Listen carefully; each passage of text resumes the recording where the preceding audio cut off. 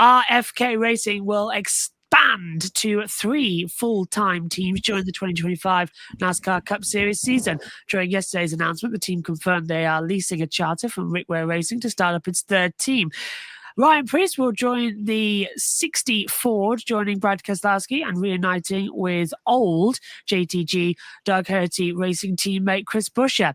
Now, Preece becomes the former Stuart Haas racing driver to find a new home in the Cup Series, as Josh Berry previously signed with the Wood Brothers Racing Squad, Chase Briscoe with Jokers Racing, and Noah Gregson with Front Row Motorsport. Speaking of JTG Doherty Racing, one of their longtime sponsors, Kroger, is moving to RFK next year as well. Kruger will, and nearly 20 brands will appear on all 3 RFK Fords as well. Team President Steve Newmark thanked Kruger for their commitment to them in helping the organization achieve its growth objectives, adding that they've identified Preece on day one for the number 60 Ford because they liked his story of going from the grassroots level in the mod field tour all the way to the Cup Series. The graphic courtesy there of RFK Racing. MW, starting with you on this one. How big of a deal was it for RFK Racing to secure Kroger as a primary sponsor? And is this Ryan Preece's very last opportunity to prove himself in the Cup Series as well? I guess they needed to get a big name in to secure the funding to have this third team, and they've got that with Kroger coming aboard, which I always thought was tied with Ricky Stenhouse. They've been together for a long, long time. So I guess that obviously that relationship's come to an end. But Preece, I've always had a sort of a soft spot for Ryan. He's always one of those guys that will pop up randomly from week to not week to week, but once in 3 or 4 weeks. And well, not upside down. Well, yes, he did have, of course, as we all know, every week we get told about that dramatic rollover at Daytona. But he would pop up at Martinsville and he'd do well, and he did in the playoff race a few weeks ago. And he'd do well. Then he'd go to the Truck Series and he'd win.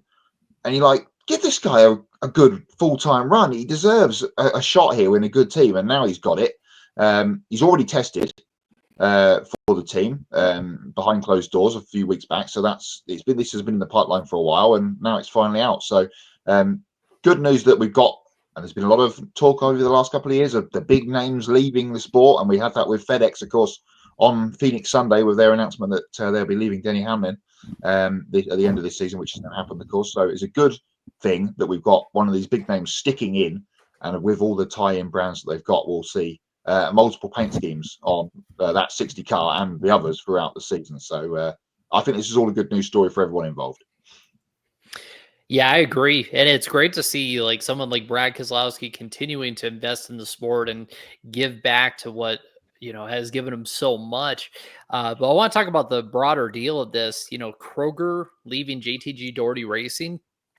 Part of the press release and what they talked about in the press conference I was sitting in on over Zoom was how Jody and Tad Geschecter, of course, JTG Doherty Racing, the JTG of that, or JTG of that team, it sounds like they're pretty much done with the 47 team. At least that's what indications look like. And of course, that picture was floating around social media talking about Hayek Motorsports.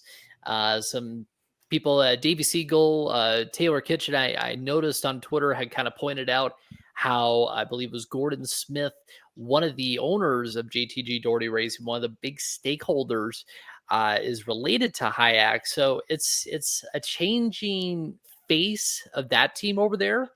And then also for the Geschecters, I mean, they have been in the sport as owners since, gosh, you have to go back to 2006, 2007 or so. So, I mean, 18 years, and they're effectively, from what it sounds like, what it's indicated, they're effectively moving on from team ownership and stepping into more of a marketing role. So, I mean, you talk about, your Tony Stewarts, your BJ McLeods, others who have kind of stepped out of, the team ownership role and gone to a different point in life. It's interesting to see this with the Geschecters. But when you look at RFK Racing, I mean, again, like I said, great move for the team, great move for them to expand, a great sponsor as well, who really wants to invest in the sport. Often, like you said, Matt, like FedEx leaving the sport. It's great to see them doubling down, and also with Ryan Preece too, who honestly I don't think has been given an adequate shot in the Cup Series, because you look at JTG Doherty Racing, that ride that he had was uncharted toward the end, SHR on the decline, and then finally shut down. I mean, this is the first time he gets like a solid team to race with and really prove himself.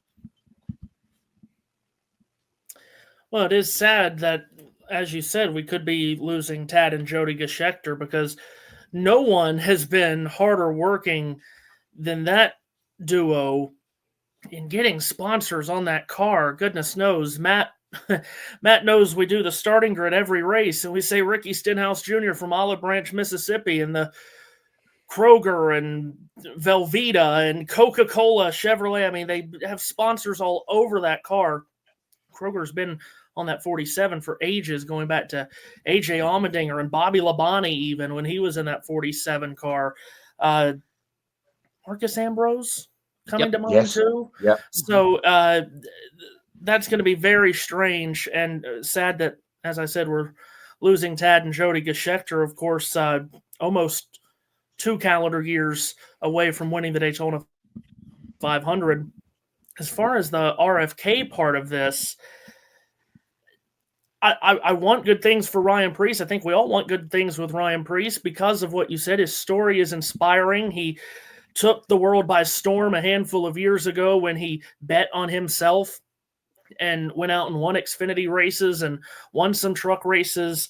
And like you said, Jonathan, you're absolutely right when you say he, with JTG, a car that just was never going to go, a declining Stuart Haas, but at some point he's going to have to step up and show that he's worthy of a Cup ride. Hopefully he can this year, but I'm going to wait and see what happens here, because I don't know if this is the time for RFK to go to 3 cars either. We've seen in the past 2-car teams expanding to that 3rd car, and that 3rd car can struggle to get going, to hit the ground running.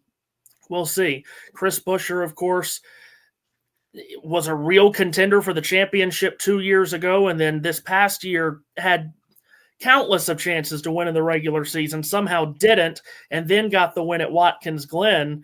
And you think about how different his season could have been had he closed out Kansas or Sonoma or Darlington in the regular season to make the playoffs. Brad Keselowski, a win this past year, nearly winning both Talladega races too. I just hope Ryan Preece can keep up, because that's a really good duo that RFK already has. Hopefully they will not see a fall off as they go to the 3rd team. Looks good, doesn't it? As we've got some more comments coming through, because Ben Schneider says Preece needs to win. I don't think that's an unreasonable expectation. He'll have the equipment and he has the experience. I hope he can prove himself.